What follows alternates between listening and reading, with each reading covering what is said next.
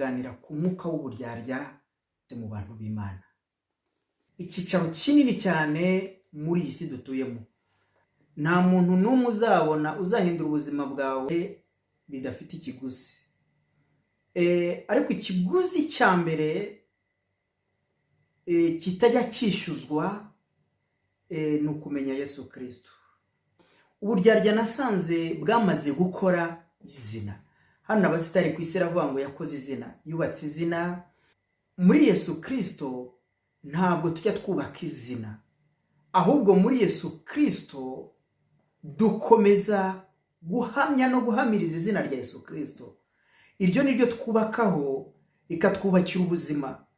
Nasanze nta muntu n'umwe uzakubakira ubuzima uretse Yesu Kristo wamenye. Nasanze ikintu abantu dushyira imbere cyane mu buzima bwacu bwa buri munsi kugira ngo dushobore kuvuga ubutumwa bwiza. Icya mbere ni uko mbanza guperezanta umuryango wanjye. Umuryango wanjye uraza guhita uvuga ubutumwa kubera ko papa yabaye umuvugabutumwa. Uraza guhita wumva ubutumwa ko nanjye bundimo kubera ko umuryango wanjye ni uw'abatambyi niko bavuga. Ikindi kiraza guhita kikwereka ko ndi umuvugabutumwa nuko ndibuze kukubwira amashuri nize, nkakubwira umuntu wansengeye, nkakubwira ibyo nabivaho, nkakubwira ibihugu nagenzemo, ibitangaza byakoretse, ibyo byavayo, nkagaruka nkakubwira ahantu nsengera n'ibitangaza biri gukoreka uyu munsi. Ndagira ngo ibyo ngibyo ni stati yawe cyangwa se ni identite yawe, ariko iyo si identite y'Imana. Identite y'Imana kuba Kristo ni ukumenya icyo Imana igushakaho, ni ukumenya icyo Imana ishakaho. Icyo Imana ishakaho si uko nivuga, ahubwo ni uko nyivugira. Icyo Imana ishakaho ni uko nyihamya, ayihamiriza. Ayihamiriza mu mpande enye zose z'isi. Nasanze guca bugufi k'umuntu biragoye. Biragoye kubera iki? Kenshi ntabwo dushaka kwemerwa n'Imana, ahubwo dushaka ko abantu babanza kutwemera. Reka mubwire, niwemerwa n'Imana, Imana izakwemeza abantu. Wikivuna, wita umwanya, wita igihe, wifata igihe kinini cyane wemeza abantu uri we. Wifata umwanya munini cyane uvuga famiye yawe wavutsemo. Wifata umwanya munini cyane uvuga ukuntu wabyaye abana beza, wowe ufite umugore mwiza. Ibyo si by'Imana ishaka, si nabyo abakristo bakeneye kumva. Icyo abakristo bakeneye kumva ni uko ubabwira ibyanditswe byera. Naho kwivuga tuzakumenya, ko byanga bikunda tuzakumenya. Ariko Yesu yavuze ijambo ryiza cyane avuga ngo bazabamenyera ku mbuto zanyu. Ntabwo ari uko mwabanje kwivuga, si uko wabanje kwigaragaza. Ndagira ngo mbabwire inshuti bene data, dufatanije gushaka Imana no gukunda Imana wikivuga. Reka Imana ikuvuge, reka n'abakureba bakuvuge. Wikitangira ubuhamya, reka ababona imirimo myiza yawe baguhamirize. Duce bugufi tuvugira Imana, tuvuge imirimo itangaje yakoze ku buzima bwacu. Kwekuza kuvuga ibyo twakoze twebwe. Ese nk'umukristo washobora iki? Mbwira isengesho wasenga rigahindura umuntu. Ntaririho. Yesu atahinduye umuntu ntacyo wakora. Yesu atabwirije umuntu nta sengesho wamubwira rimuhindura. Niduca bugufi tukubaha Imana, Imana izabana natwe. Niduca bugufi tukereka abantu ko turi umwe, Imana izagendana natwe. Erega Imana ntabwo ireba aho wavutse, Imana ntabwo ireba igihugu utuyemo. Imana ireba umutima uyishakana. Imana ireba umutima uyibwirana abantu. Imana idufashe cyane. Icyo nitwicisha bugufi, Imana izakorera muri twebwe. Nidufata abantu kimwe natwe uko twifata, Imana izagendana natwe. Nasanze nta kintu kibi kibaho ku isi nk'ukuntu umuntu ashaka kunda aba hasi. Shuti, byakumarira iki ko umuturanyi wawe aburara wowe ukarara uriye? Byakumarira iki yuko abaturanyi bawe 5 bose bagira abakozi bawe kugira ngo bose bagupfukamire kuri umuntu ukomeye muri quartier? Byakumarira iki kubona ari wowe bagufata nk'Imana ukumva uri igitangaza, ukumva rwose wazamutse, ukumva wakomeye? Reka mubwire icyo ntabwo ari Imana izaguhembera, icyo ntabwo ari Imana izagushimira. Imana izagushimira imirimo myiza wakoranye umutima ukunda. Nugira Imana muri wowe, uzakunda umuturanyi wawe umuha agaciro. Nugira Imana, uzifuza ko umuturanyi wawe nawe atera imbere nk'uko uteye imbere. Nugira Imana iri muri wowe koko, ntabwo uzabona umuturanyi wawe uraye ngo urya musinzire, ntabwo bizagukundira. Nugira Imana, uzakunda mugenzi wawe nk'uko wikunda. Impamvu uyu munsi tudakundana nk'uko twikunda nuko twebwe dushyira imbere cyane inyungu zacu kuruta uko dushyira imbere inyungu z'Imana. Burya inyungu z'Imana ni abantu b'Imana, ni abantu yaremye. Iyo tuvuga abantu b'Imana, rimwe na rimwe utumva pasiteri ukumva profeta. Umurimo w'Imana ni wowe nanjye. Burya inshingano, inyungu z'Imana ku Mana ni wowe nanjye. Igihe cyose muri nge hari imirimo myiza kuri wowe, narangije gukorera mu nyungu zo kubaha Imana. Abantu benshi bakunda kumamagara, ndashaka umbwire impano yanjye, umurimo wanjye. Icyo ukora n'umutima ukunze, ubishaka, ubyiyumvamo, ukabikora ntawe ubiguhatiye, uwo ni wo muhamagaro wawe. Umuhamagaro wawe ni ugukora icyo wumva Imana yagusizemo, atari icyo uri gukora kubera imibare, atari icyo uri gukora kubera kugira ngo abantu bakubone, atari icyo uri gukora kugira ngo abantu bagushime, ahubwo ni icyo uri gukora kugira ngo Imana ihabwe icyubahiro, ahubwo ni icyo uri gukora kugira ngo ubuzima bw'uriya muntu buhinduke bube bwiza muri wowe nawe.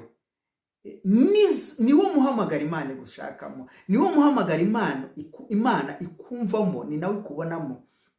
Nasanze cyane turicara mu buzima bwacu bwa buri munsi, ugahita ureba uriya muntu, ugahita udesina destination y'ubuzima bwe.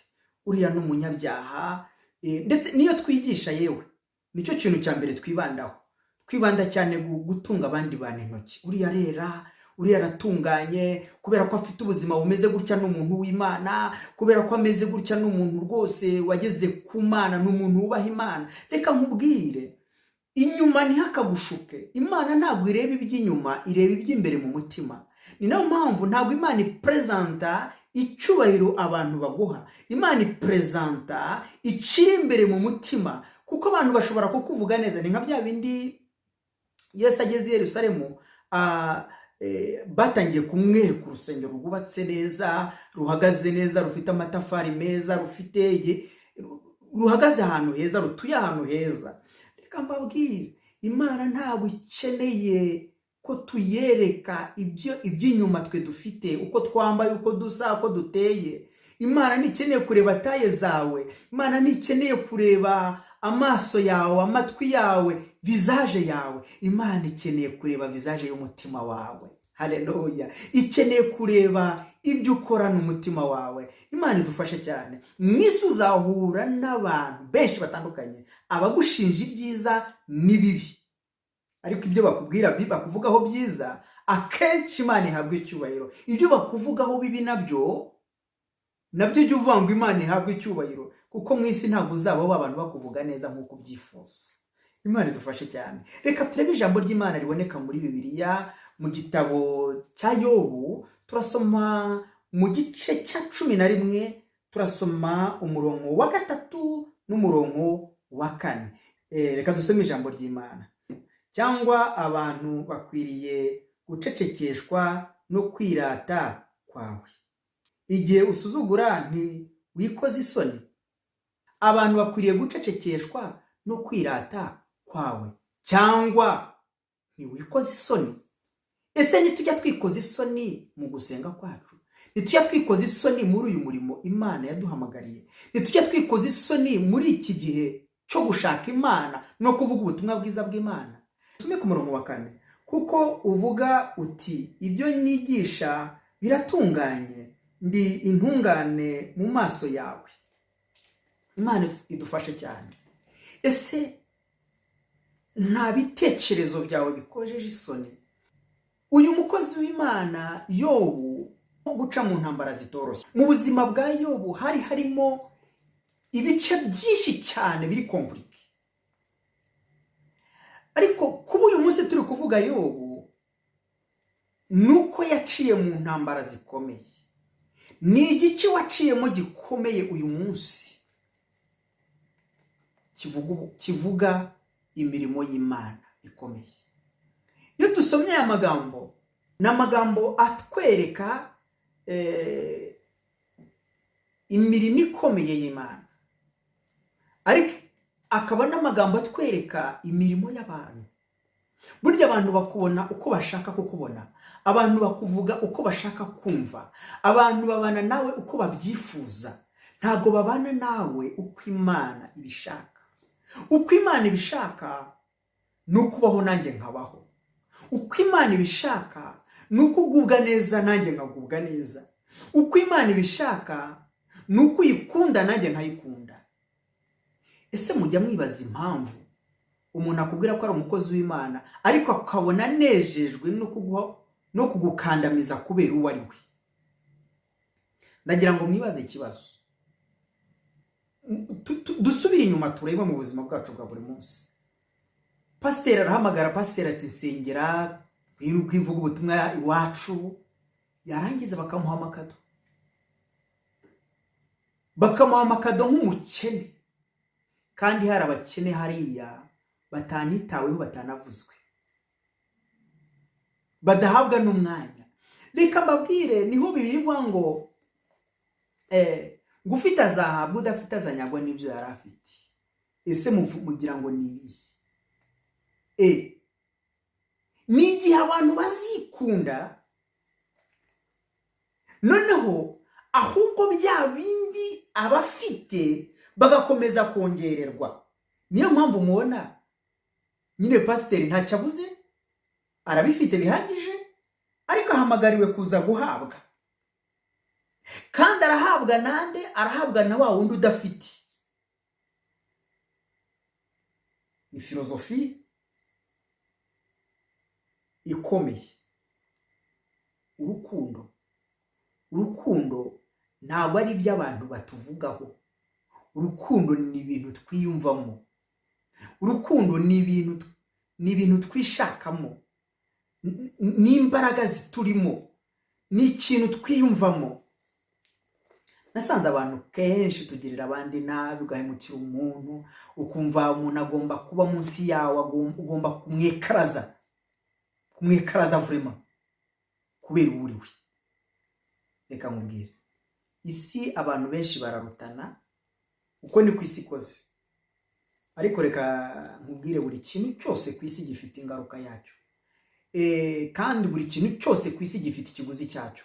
Nukora neza hari ikiguzi cyo gukora neza, nukora nabi hari ikiguzi cyo gukora nabi. Reka ngusabe mwene data, gira ikiguzi cyo gukora neza, nshuti z'Imana. Kora neza aho utuye, kora neza aho ugenda, vuga neza aho ukora, itware neza aho utuye n'ubuzima bwawe bwa buri munsi. Nimba ari ikintu kizatuma abantu turimbuka, ni umwuka w'ishyari. Umwuka w'ishyari ni urwango. Umwuka w'ishyari no kutifuriza abandi gutera imbere. Kuki tutifuza ibyiza by'abandi? Kuki tutishimira ibyiza by'abandi? Ese ujya utekereza ko kubabaza mugenzi wawe bishobora nawe kukugeraho? Reka nkubwire, umuti uzagufasha kutahemukira umuntu ni uko utekereza ko mugenzi wawe ububabara agira aribwo nawe ushobora kugira.